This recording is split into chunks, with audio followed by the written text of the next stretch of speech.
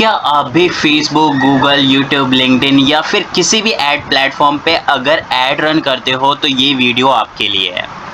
क्योंकि ऐड तो रन करना आप सीख गए हो एंड रिजल्ट भी ला रहे हो, बट जब बात आती है कि आप उस बिजनेस को प्रॉफिटेबल कैसे बना सकते हो, तब आपके माइंड में एक क्वेश्चन आता होगा कि कैसे ये हम कर सकते हैं और इसके लिए क्या इम्पोर्टेंट है।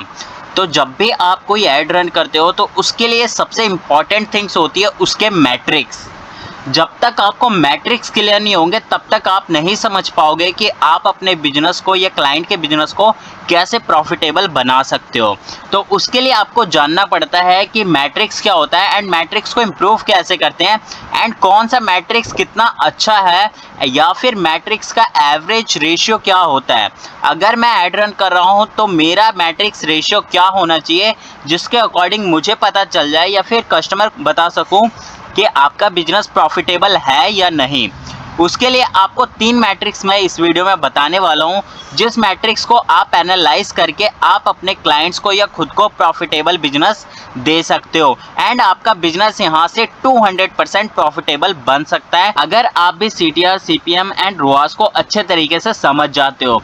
इस वीडियो में मैं आपकी ये सारी क्लियरिटी दूर करूंगा एंड मैं आपको एक एक करके समझाऊंगा कि CTR क्या होता है, CPM क्या होता है, ROAS क्या होता है एंड इसका एवरेज रेशियो क्या है। साथ ही साथ मैं आपको बताऊंगा कि कितना CTR होना चाहिए जिससे आप जज कर सकते हो कि आपका ऐड प्रॉफिटेबल है या फिर प्रॉफिटेबल नहीं है। सेकंड पॉइंट में मैं आपको बताऊंगा कि अगर आपका CTR, CPM, ROAS अगर खराब है तो इसे इम्प्रूव कैसे कर सकते हो। एंड थर्ड में मैं आपको बताऊंगा कि कैसे AI ने इन सभी मैट्रिक्स को इम्प्रूव कर दिया है एंड AI के मदद से कैसे आप इन सब मैट्रिक्स को सही कर सकते हो। तो इन 3 पॉइंट्स के अकॉर्डिंग इस वीडियो में हम बात करेंगे। तो अगर आप भी एडवर्टाइज़र हो या फ्रीलांसर हो या फिर आप कहीं जॉब करते हो तो ये वीडियो आपके लिए है एंड इस वीडियो को स्किप बिल्कुल मत करना। तो चलिए वीडियो को स्टार्ट करते हैं। तो सबसे पहले आप देख सकते हो यहाँ पे आपके स्क्रीन पे CTR है, जो पहला मैट्रिक है और बहुत इंपॉर्टेंट मैट्रिक है। इसके अकॉर्डिंग ही आप पता लगा सकते हो कि आपका ऐड सही चल रहा है या नहीं चल रहा है। बिकॉज किसी भी ऐड का अगर CTR बहुत डाउन है तो आप समझ जाओ कि वो प्रॉफिटेबल बिजनेस कभी बन ही नहीं सकता। एंड वहाँ पे आप चाहे ऑर्डर्स के लिए, लीड्स के लिए या फिर एंगेजमेंट के लिए कर रहे हो, अगर आपका CTR अच्छा नहीं है तो आपको ना ऑर्डर्स आएंगे, ना लीड्स आएंगे, ना फिर एंगेजमेंट आएगी। अगर आप चाहते हो कि एक प्रॉफिटेबल बिजनेस या एक एवरेज बिजनेस भी रन करना तो उसके लिए CTR बहुत इंपॉर्टेंट है और हर एक प्लेटफॉर्म का CTR अलग होता है। तो यहाँ पे हम जो बात करने वाले हैं 2025 के अकॉर्डिंग मैंने डाटा एनालाइज किया है, जिसमें मैंने Google search ads, Facebook Meta ads या इंस्टाग्राम एड्स या यूट्यूब एड्स या टिकटॉक एड्स, ये कुछ ऐसे एड्स हैं जिसके बारे में मैं आपको बताऊंगा एंड यहाँ पे मैं आपको बताऊंगा कि किस प्लेटफॉर्म का कितना CTR होना चाहिए, जिससे आप समझ सकते हो एंड अपने क्लाइंट को बता सकते हो कि आपके ऐड का CTR कितना रहना चाहिए और कितना बेटर अगर करना है तो उसके लिए CTR क्या होना चाहिए। तो यहाँ पे मान लेते हैं कि आप अगर किसी पर्सन का गूगल सर्च ऐड रन कर रहे हो, तो यहाँ पे अगर हम समझें तो यहाँ पे अगर इनका एवरेज CTR होगा, अगर सर्च ऐड की बात करें तो अगर किसी का CTR 4 से 6% है तो वो एक एवरेज CTR माना जाता है। मतलब अगर कोई पर्सन 100 रुपये लगा रहा है तो उसे 100 रुपये का बिजनेस आ रहा है, वो ना प्रॉफिटेबल है ना लॉस है। ठीक है, तो एक एवरेज CTR जो होता है गूगल सर्च ऐड का वो 4 से 6% होता है। एंड वहीं पे अगर हम बात करें कि आप अगर किसी बिजनेस को प्रॉफिटेबल बनाना चाहते हो गूगल सर्च ऐड की मदद से, तो उसके लिए आपको 7 to 10% का CTR कंपलसरी है। अगर आप किसी को 7 to 10% का CTR दे रहे हो तो आप समझ जाओ कि उस क्लाइंट को या फिर आप अपने वर्क में या अपने कंपनी में आप उस पर्सन को प्रॉफिट करके दे रहे हो एंड उसका बिजनेस प्रॉफिटेबल है। तो इस तरीके से आप गूगल सर्च एड्स के लिए average CTR and better CTR में डिफरेंस कर सकते हो। यहीं पे अगर हम बात करें फेसबुक एंड मेटा एड्स की, तो फेसबुक एंड मेटा एड्स में अगर हम बात करें तो एवरेज CTR के लिए आपको 1 से 1.5% का CTR है, तो ये एक अच्छा CTR है, एक एवरेज CTR है। बट अगर आप उसे प्रॉफिटेबल बिजनेस देना चाहते हो तो आपको 5% से एवब या 3% से एवब का CTR देना होगा, तब जाके आप अपने क्लाइंट को कहीं ना कहीं प्रॉफिटेबल बिजनेस दे सकते हो। यहाँ पे अगर हम बात करें, अगर आप YouTube एड्स रन करते हो तो जाहिर सी बात है आप रियल एस्टेट के लिए YouTube ऐड रन कर रहे हो या फिर लीड जनरेशन के लिए ऐड रन कर रहे हो, तो उसके लिए अगर YouTube ऐड पे अगर 0.3 से 0.5% का CTR है तो ये आपके लिए बहुत ज़्यादा बेटर है। इसके लिए 1% का CTR होना जरूरी है, जो 2025 का डाटा कहता है। वहीं पे अगर बात करें टिकटॉक एड्स की, तो टिकटॉक एड्स में 1.5 से 3% का CTR आपका एक एवरेज CTR माना जाता है, बट एवब 3% से जितना भी होता है वो एक प्रॉफिटेबल CTR माना जाता है। इसके अकॉर्डिंग आप अपने क्लाइंट्स को यहाँ पे प्रॉफिटेबल बिजनेस दे सकते हो। तो अभी जाओ एंड अपने एड्स में देखो कि आपके क्लाइंट का या खुद का ऐड रन कर रहे हो तो खुद के ऐड के लिए आपका CTR क्या आ रहा है। अगर आपका CTR बेटर अगर चाहते हो एंड ये CTR आ रहा है तो आप एक प्रॉफिटेबल बिजनेस कर रहे हो। अगर आपका CTR जो है इस स्लैब के अकॉर्डिंग है तो आप यहाँ पे अच्छा बिजनेस कर रहे हो, बेटर नहीं कर रहे, और बेटर चाहिए तो ये CTR की जरूरत पड़ेगी आपको। नेक्स्ट में हम देखते हैं कि यहाँ पे हम बात करेंगे CPM की। और CPM होता क्या है? CPM जो है वो हर एड प्लेटफॉर्म पे होता है एंड CPM के अकॉर्डिंग ही आपका CTR निकलता है। तो CPM क्या होता है? CPM की फुल फॉर्म होती है कॉस्ट पर 1000 इम्प्रेशन। इसका मतलब ये होता है कि आप जब भी किसी एडवर्टाइजर प्लेटफॉर्म से एड रन करते हो तब वो आपसे चार्ज किस बेस के अकॉर्डिंग लेते हैं। तो वो जो चार्ज आपसे लेते हैं वो चार्ज लेते हैं कि अगर उन्होंने आपकी एड को 1K दिखाया तो वो उसका जो चार्ज लेंगे आपसे वो या तो 100 रुपये लेंगे या फिर 10 रुपीज़ लेंगे। तो इसके अकॉर्डिंग आपका जो होता है इम्प्रेशन पता चलता है कि आपका इम्प्रेशन 1K कितने में आ रहा है। तो वो डायरेक्टली 1000 पे चार्जेस करते हैं प्लेटफॉर्म। इसमें अब आपको जानने की ज़रूरत ये है कि अगर आप यहाँ पे प्लेटफॉर्म मेटा एड्स यूज़ कर रहे हो तो इसके लिए जो आपका यहाँ पे कॉस्ट पर इम्प्रेशन का जो चार्ज होना चाहिए, अगर आपको 1000 इम्प्रेशन जो है, अगर आपको $10 से $18 के बीच में 1000 इम्प्रेशन आ रहे हैं तब आप समझ सकते हो कि आपकी ऐड बहुत अच्छी चल रही है। बट अगर आपको 1000 इम्प्रेशंस यहाँ पे मान लेते हैं 20 या $50 में आ रहे हैं तो ये आपका लॉस जा रहा है। तो अभी जाओ एंड अभी जाके चेक करो कि आपको 1000 इम्प्रेशंस कितने रुपए में आ रहे हैं। यहीं पे अगर हम बात करें इंडिया की, तो इंडिया में आप समझ सकते हो कि इंडिया में आपको 20 से लेके 50 तक रुपीज़ में आपको 1000 इम्प्रेशंस आ सकते हैं। तो इस तरीके से आप इसे समझ सकते हो कि आपको अगर 20 रुपीज़ में मिल रहे हैं तो बेटर है, 10 रुपीज़ में मिल रहा है तो बेटर है, 50 रुपीज़ में मिल रहा है तो बेटर है। क्योंकि जो यहाँ पे 1000 इम्प्रेशंस है वो डिपेंड करता है कंट्री के पॉपुलेशन पे भी। इस अकॉर्डिंग आपका जो इम्प्रेशन का चार्ज है वो अलग अलग हो सकता है कंट्री वाइज। अगर यहाँ पे हम बात करें कि अगर आप किसी के लिए गूगल डिस्प्ले ऐड रन कर रहे हो तो इस पे अब इम्प्रेशन चार्ज कितना लगना चाहिए। अगर 1000 इम्प्रेशन चार्ज की बात करें तो $2 से $6 के बीच में अगर आपका 1000 इम्प्रेशन आ रहा है गूगल डिस्प्ले ऐड पे तो आपका बेटर माना जाता है। अगर आपका इम्प्रेशन जो है $2 से $6 से एवब जा रहा है तो आप समझ जाइए कि आपको जो इम्प्रेशन चार्ज है वो काफ़ी ज़्यादा लग रहा है। तो इसे जाके अभी जाके ऑप्टिमाइज़ करो, क्योंकि अगर आपने इसे ऑप्टिमाइज़ कर लिया तब जाके जितने ज़्यादा लोगों को आप दिखाओगे अपनी ऐड को या जितने ज़्यादा इम्प्रेशंस आएंगे उसके अकॉर्डिंग ही आपका क्लिक रेशियो भी बढ़ता है। यहाँ पे अगर यहाँ पे बात करते हैं यूट्यूब एड्स की, तो यूट्यूब एड्स पे जो आपका CPM होना चाहिए वो 5 से $15 होना चाहिए। मतलब 1000 इम्प्रेशंस अगर आ रहे हैं तो वो आपको 5 से लेके $15 में आ जाने चाहिए, या फिर अगर इससे कम में भी आ रहे तो भी चलेगा।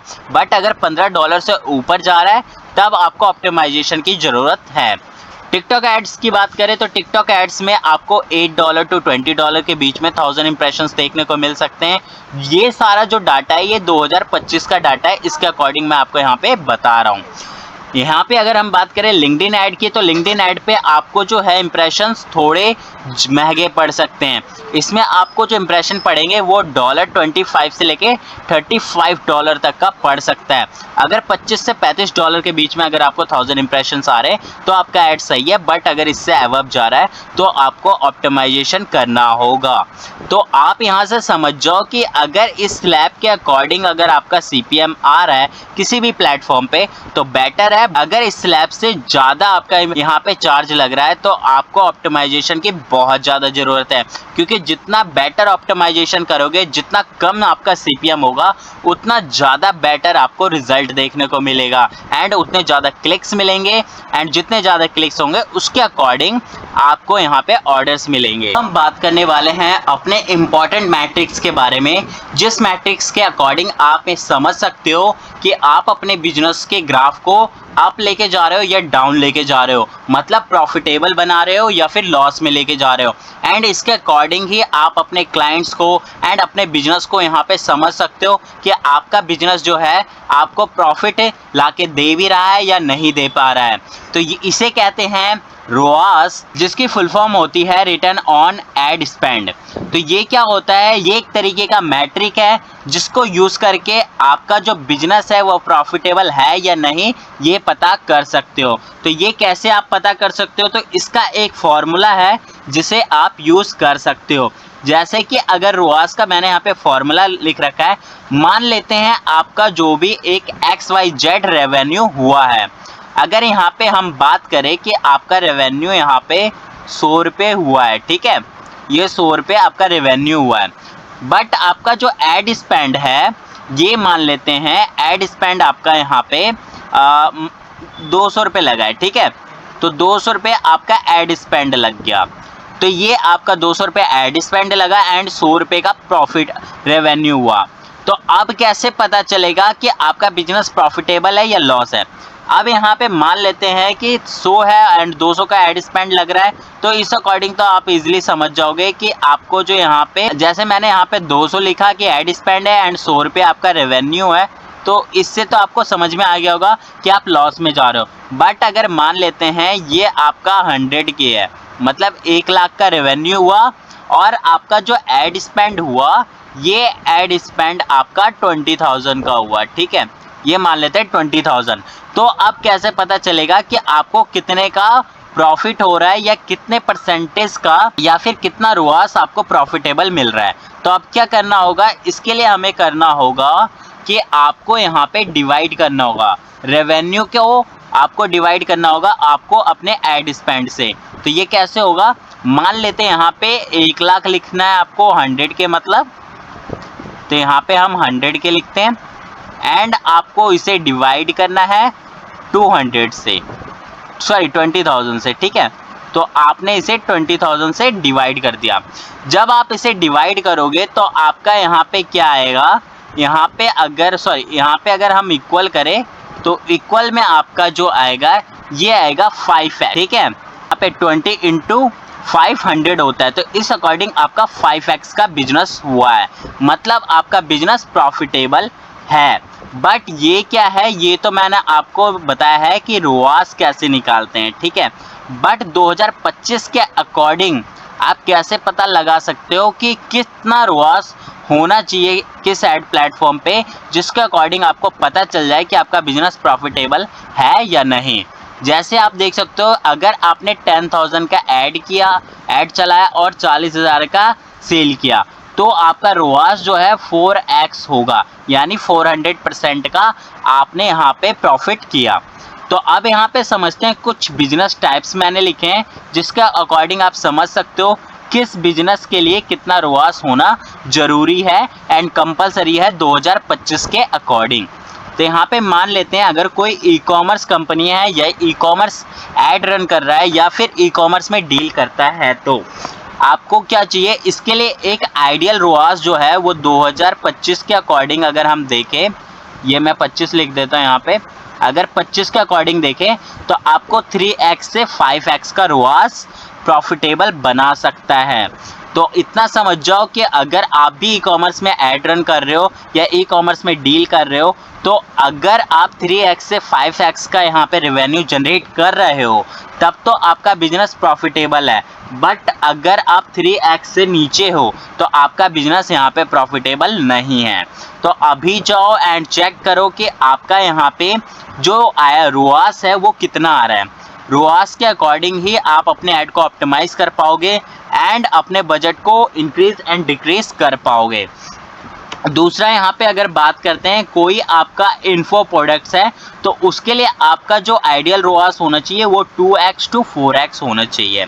हाई टिकट कोचिंग के लिए अगर कर रहे हो तो 4x से 10x होना चाहिए आपका रोआस। एंड अगर किसी सास कंपनी के लिए कर रहे हो तो 1.5x to 3x होना चाहिए।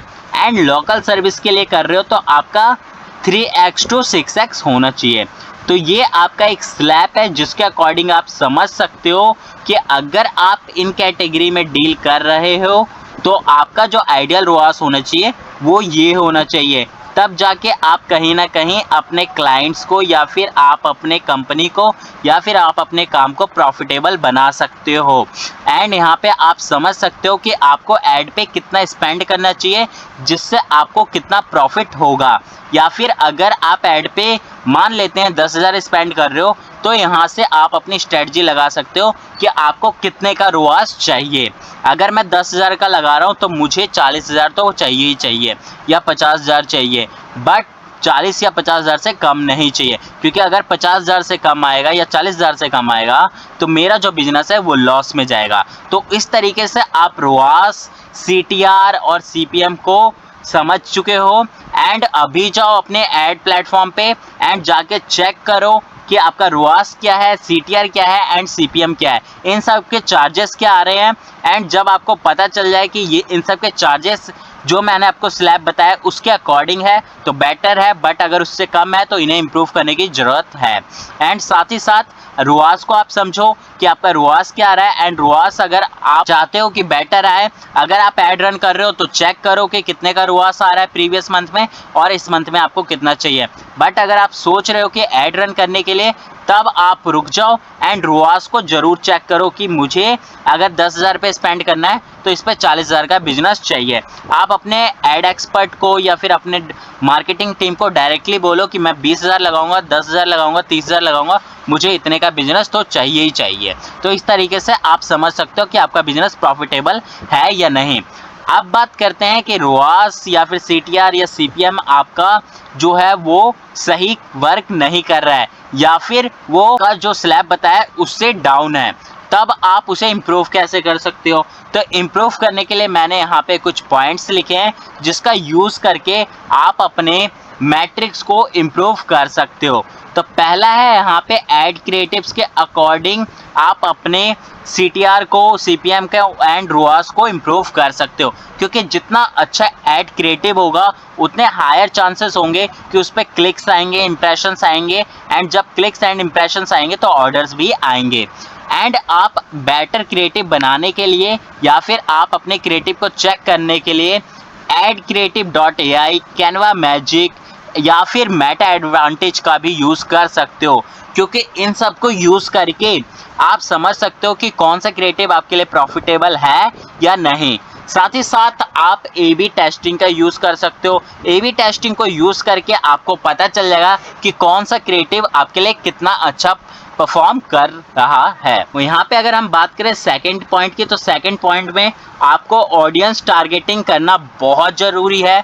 क्योंकि अगर आप ऑडियंस टारगेटिंग में स्मार्ट नहीं हो तो आप यहाँ पे ज़्यादा रुआस इंक्रीज नहीं कर सकते। तो ऑडियंस टारगेटिंग के लिए आप यूज़ कर सकते हो, जैसे कि आप रीटारगेटिंग का यूज़ कर सकते हो। रीटारगेटिंग में कोल्ड वर्सेस वार्म ट्रैफिक, जो आपका स्टार्टिंग मतलब कोल्ड ट्रैफिक है एंड जो आपका वार्म ट्रैफिक है या हॉट ट्रैफिक है, इन सब के अलग अलग ऑडियंस क्रिएट कर लो। कस्टम ऑडियंस अलग होने चाहिए, लुक अलाइक ऑडियंस अलग होने चाहिए, तब जाके आप इन सब के अलग अलग एड सेट बनाओ एंड अलग अलग ऑडियंस टारगेट करो, तब जाके आप इन पे प्रॉफिटेबल बिजनेस कर सकते हो, जिसे लोग रीटारगेटिंग भी कहते हैं। एंड रीटारगेटिंग सबसे अच्छा रुआस ला के देता है क्योंकि वो आपके ऑडियंस को समझ चुका रहता है कि किस टाइप के ऑडियंस को आपकी ऐड दिखानी है। थर्ड है आपका फनल अगर आप किसी भी टाइप की ऐड रन कर रहे हो तो बिना फनल आप ऐड रन मत करना, बिकॉज जब तक फनल क्लियर नहीं होगा तब तक आप किसी के लिए ऐड रन नहीं कर सकते हो,